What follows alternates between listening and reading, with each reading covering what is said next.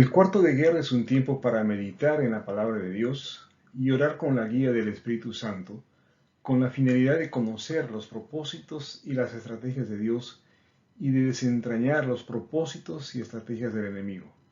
De esta manera, identificamos las decisiones y acciones que debemos realizar para obtener la victoria. La cuarta serie de nuestro cuarto de guerra está dedicado al análisis de la lucha espiritual que hay en torno a la justicia. La justicia es una necesidad y un anhelo que impulsa al ser humano a realizar todos los esfuerzos para llegar a ser justos. Sin embargo, la frustración personal al comprobar que no somos totalmente justos y la impotencia e ira que se despiertan cuando observamos actos de injusticia son estados de ánimo y confusión muy bien aprovechados por el enemigo para distorsionar la imagen de Dios en nuestros corazones, dejándonos expuestos a un peligro mortal. Desde la perspectiva de la lucha espiritual, la estrategia del enemigo es impulsarnos a alcanzar la justificación a través de ese vano esfuerzo de cumplir la ley. Ese esfuerzo lo único que hace es llevarnos a la frustración, al fracaso y por lo tanto quedar a expensas del enemigo.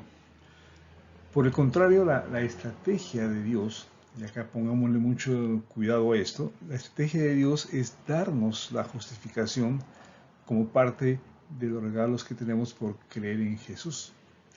Al ser hechos justos, entonces nosotros tenemos una serie de beneficios que se resume en el hecho de que somos hijos de Dios.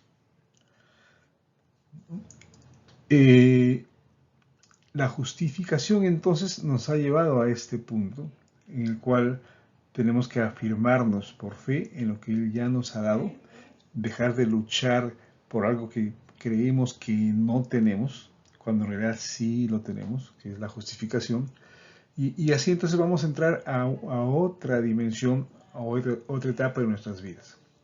Y esa dimensión la plantea Pablo en el último versículo que habíamos citado en la sesión anterior. Dice Romanos 8:17, así que como somos sus hijos, también somos sus herederos. Entonces, eso es lo primero que está planteando, que somos sus hijos, por lo tanto, somos sus herederos. La lógica es impecable y afirma, de hecho, somos herederos junto con Cristo de la gloria de Dios.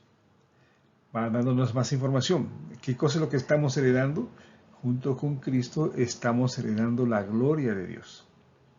Bien, entonces a eso me refiero con que la justificación ha dado pie a que seamos hijos, a que seamos herederos y que esa herencia se manifieste en heredar la gloria de Dios.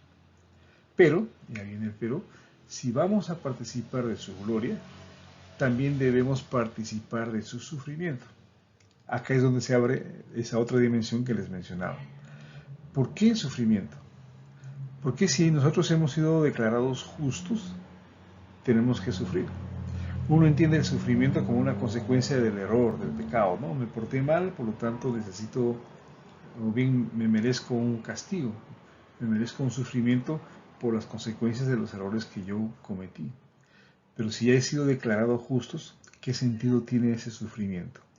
Entonces, dejemos esta pregunta planteada para ver cómo la respondemos a lo largo de esta meditación. Una reflexión adicional es necesaria.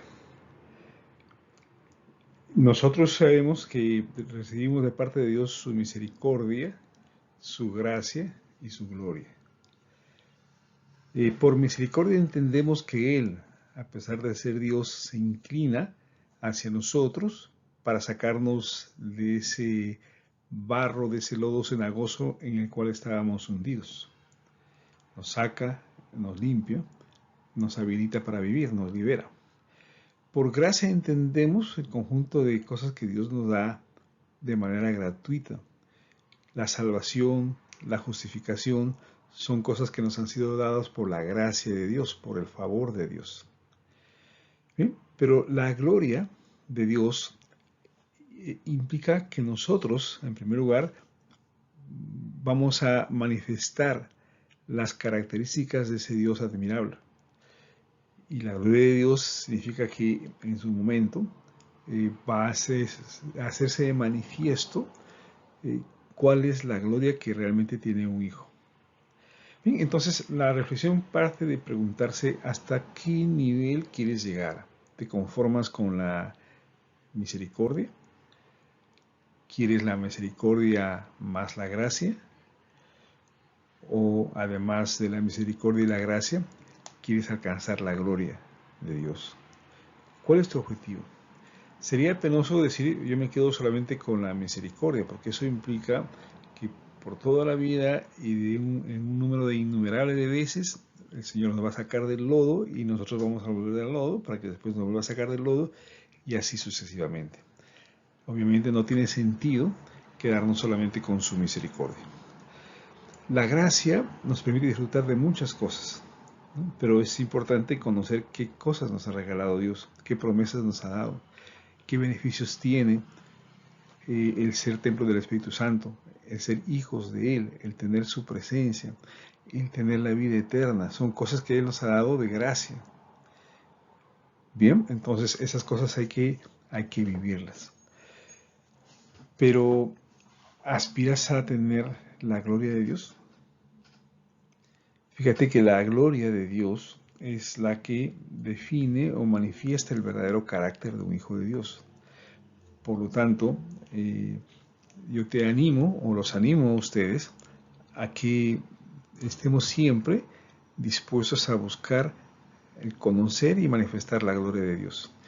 Pero eso tiene un precio, ¿no? Y a eso quería llegar con la reflexión. El sufrimiento es algo que de manera natural nosotros queremos evitar. Queremos evitar pagar el precio por algo grande que el Señor nos está ofreciendo. ¿Estás dispuesto a pagar ese precio?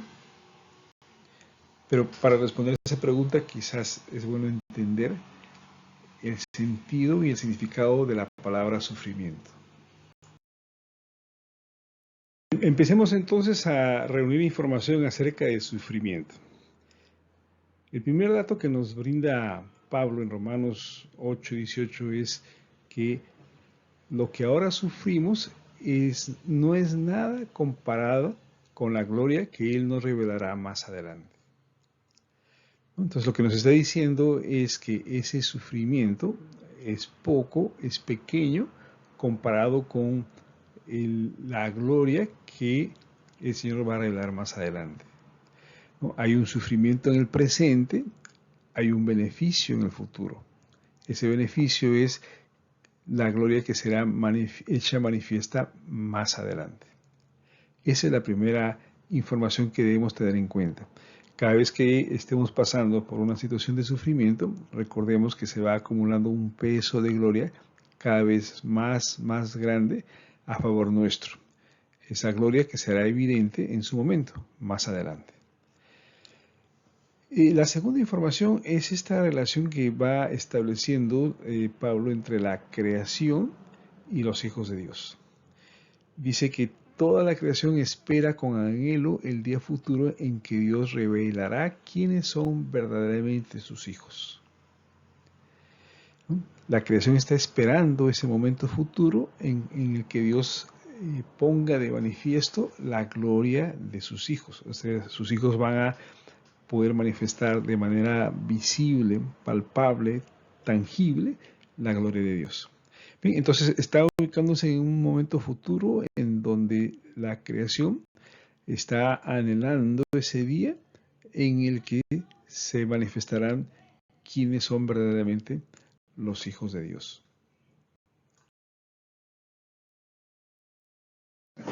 Pablo ahonda más en la explicación de esta relación entre la creación y la situación de los hijos de Dios. En el versículo 20 empieza diciendo, contra su propia voluntad, toda la creación quedó sujeta a maldición de Dios. ¿Cómo entendemos esta frase? Seguramente ustedes lo intuyen, porque Dios encargó al hombre ser el mayordomo de la creación, y sabemos que como consecuencia de la desobediencia del hombre, entonces toda la creación quedó sujeta a un estado de maldición. Desde allí empieza entonces esta relación entre la creación y el hombre.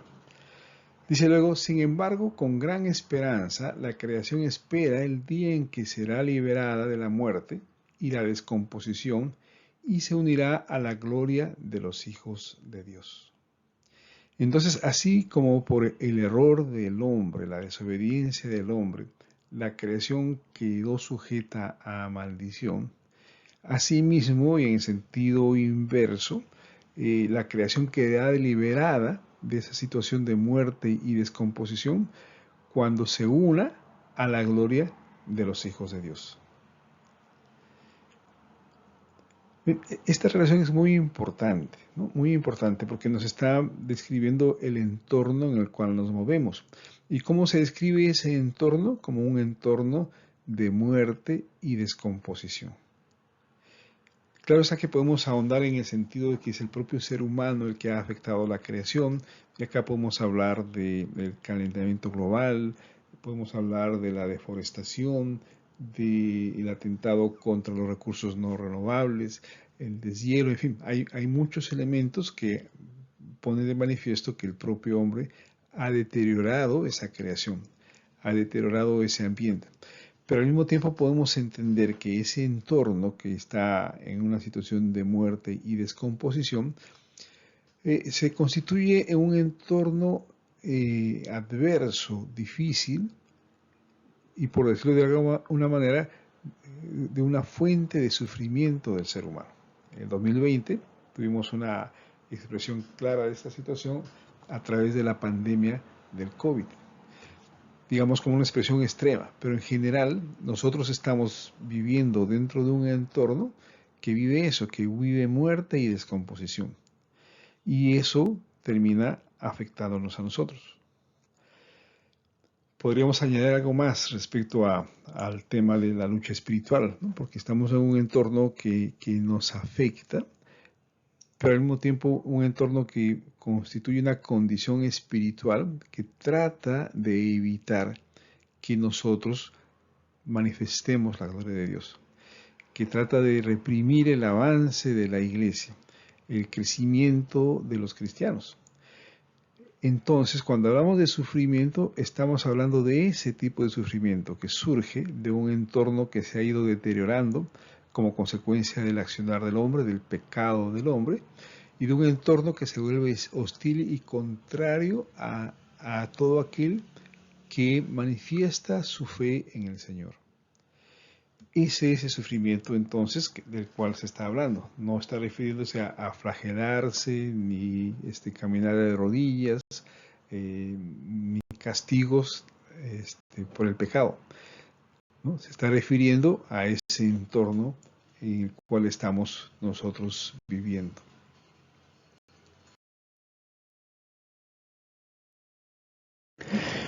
En los versículos 22 y 23 tenemos información muy importante, así que préstele mucha atención a este contenido.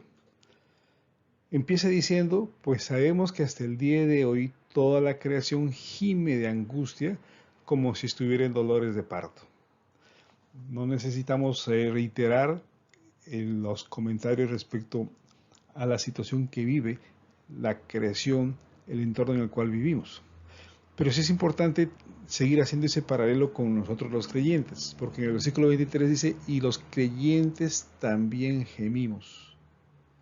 Y acá me doy un salto a la segunda parte del versículo 23, dice, porque anhelamos que nuestro cuerpo sea liberado del pecado y el sufrimiento. Es decir, mientras que la tierra gime de angustia, sufriendo dolores como si fueran dolores de parto, nosotros también vamos siguiendo nuestro propio proceso y gemimos o sufrimos porque queremos que nuestro cuerpo sea liberado del pecado y del sufrimiento. Ese sufrimiento que expresó de manera dramática Pablo en el capítulo 7 de Romanos. Bien, entonces, mientras nosotros estemos atados a este cuerpo de muerte, la naturaleza va a seguir sufriendo la situación que está sufriendo. Pero hay una parte importantísima de este pasaje, porque hemos venido diciendo que la manifestación de la gloria de los hijos se va a dar en un momento futuro. Esa es la idea que se ha compartido en los versículos anteriores. Pero acá hay una sección que nos dice algo muy importante para el presente. Dice en el versículo 23, separado por guiones, aunque tenemos al Espíritu Santo en nosotros como una muestra anticipada de la gloria futura. Y ese versículo no lo podemos dejar pasar.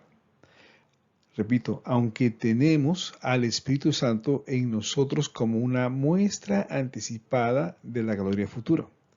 Es decir, la idea inicial que tenemos es que esa gloria se va acumulando para que se manifieste en el futuro, cuando Dios manifieste la gloria de los hijos, el futuro. Sin embargo, actualmente por el Espíritu Santo que está en nosotros, tenemos una muestra anticipada de esa gloria futura, es decir, aquella gloria que vamos a experimentar en el futuro con la venida de Jesucristo. De alguna manera la podemos anticipar ahora en el presente por el Espíritu Santo. Y eso, repito familia, es importantísimo en la lucha espiritual, ¿no? Que sepamos que podemos nosotros ahora en el presente vivir una anticipación, una muestra de lo que es esa gloria, porque tenemos al Espíritu Santo.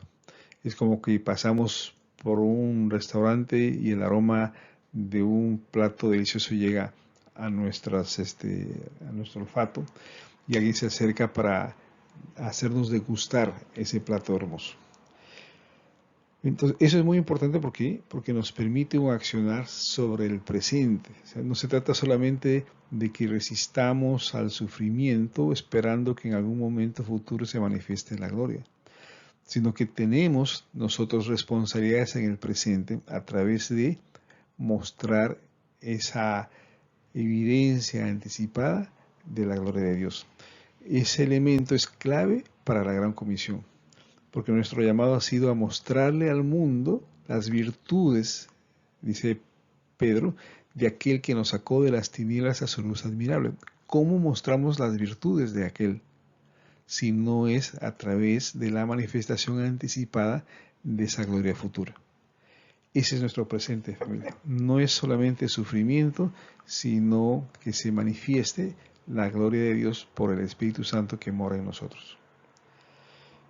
Y termina este pasaje diciendo, nosotros también deseamos con una esperanza ferviente que llegue el día en que Dios nos dé a todos nuestros derechos como sus hijos adoptivos, incluido el nuevo cuerpo que nos prometió. En este pasaje nos está anticipando algo de esa herencia que tendremos en el futuro, ¿no? ¿Qué va a pasar en ese día futuro? Dice, el Señor nos dé todos nuestros derechos como sus hijos adoptivos. Bueno, quizás primero expliquemos la palabra adoptivos porque nos suena un poco mal en nuestra cultura. La persona adoptada es como una especie de miembro de segunda clase en la familia, ¿no? Sin embargo, en las costumbres de aquella época, especialmente las costumbres romanas, el hijo adoptado tenía inclusive más derechos que el hijo propio de un militar o una autoridad romana. Entonces esa adopción era un privilegio, no era un ciudadano de segunda clase, sino al contrario, un ciudadano que gozaba inclusive de mayores derechos que el hijo propio, porque el adoptado era capacitado, entrenado, formado, alimentado, educado, para que pueda manejar las riquezas y las posesiones del padre que lo adoptó. Entonces, ser adoptivo en este término no es un término despectivo, sino al contrario, es un término que refleja privilegios. Bien, pero habla entonces de nuestros derechos como sus hijos. O sea, hay un conjunto de derechos que posiblemente actualmente estamos empezando a descubrir poquito a poco en la medida en que estudiamos la palabra, en la medida que el Espíritu Santo nos da revelación. Pero esos derechos se nos van a ser dados plenamente aquel día en que Dios se manifieste. Y también en ese momento que se va a manifestar un nuevo cuerpo que Él nos prometió. Bien, entonces la herencia está plasmada en un conjunto de derechos que tendremos como hijos de Dios y también un nuevo cuerpo, un cuerpo espiritual, como lo explica Pablo en otros pasajes de la Biblia.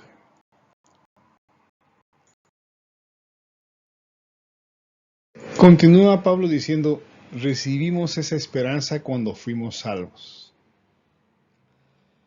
Pero acá hay un paréntesis muy importante. Dice, si uno ya tiene algo, no necesita esperarlo.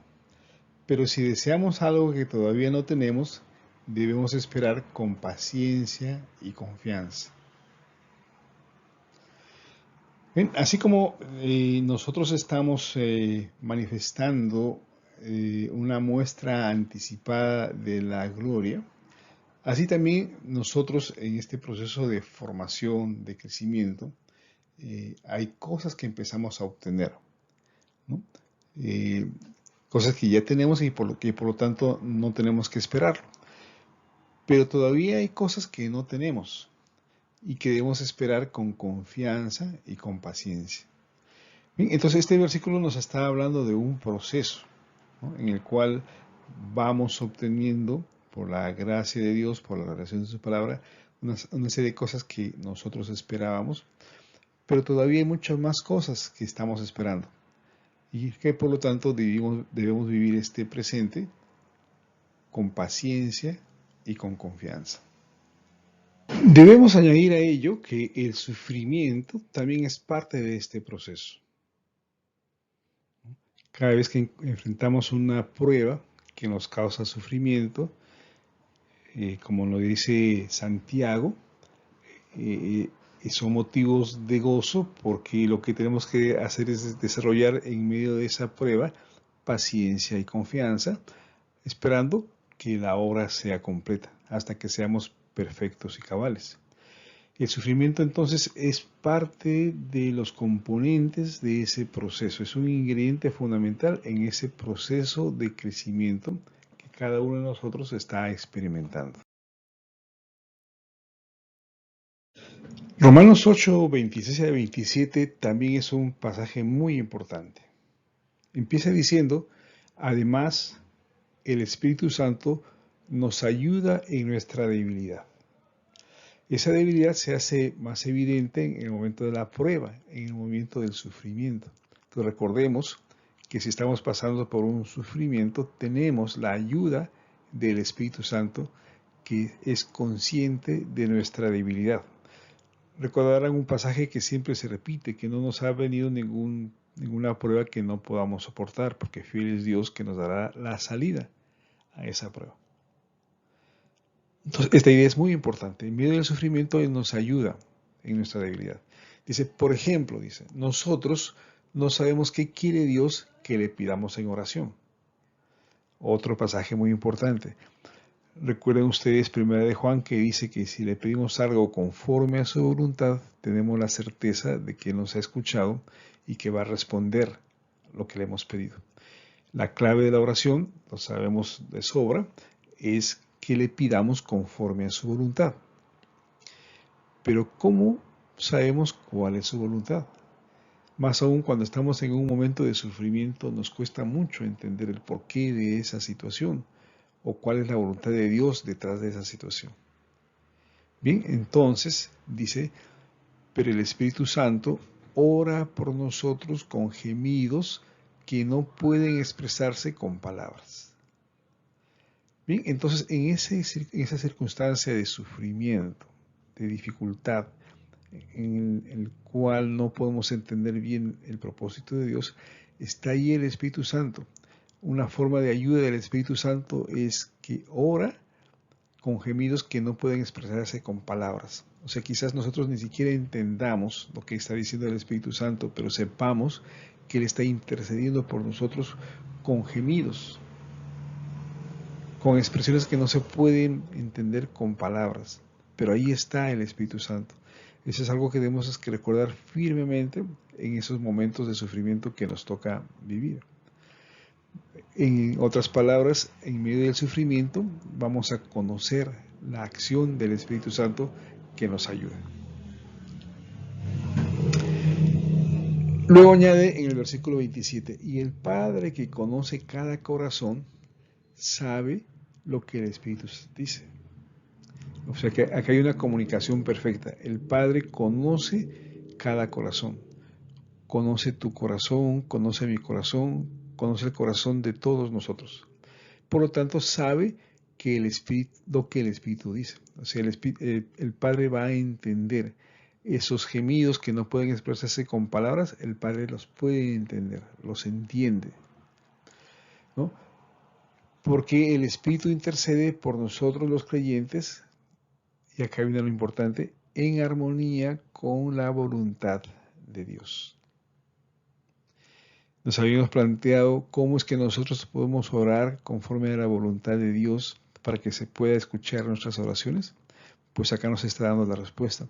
El Espíritu Santo está intercediendo por nosotros. ¿Para qué? Para que la respuesta sea en armonía con la voluntad de Dios. En armonía con la voluntad de Dios.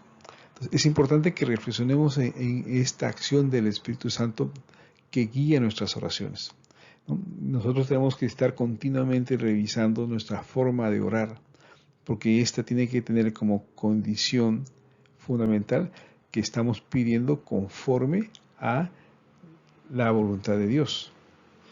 Y para que podamos hacerlo conforme a la voluntad de Dios, es el Espíritu Santo quien nos tiene que guiar para lograr esa armonía entre lo que estamos pidiendo y la voluntad de Dios. Esta enseñanza respecto a la oración es otra herramienta fundamental en la lucha espiritual. Recordemos que en este mundo de estrategias, el enemigo va a tratar de confundirnos y de engañarnos para no saber cómo orar o para no pedir o para pedir las cosas de una manera incorrecta, fuera de la armonía con la voluntad de Dios. Por lo tanto, tenemos que buscar la guía del Espíritu Santo para que se logre esa armonía con Él. En resumen, entonces, el sufrimiento es un medio a través del cual vamos a ir siendo formados en nuestro carácter para cumplir con el propósito de Dios. Y vamos a aprender a tener cada vez más y más una comunión profunda, nítida, con el Espíritu Santo.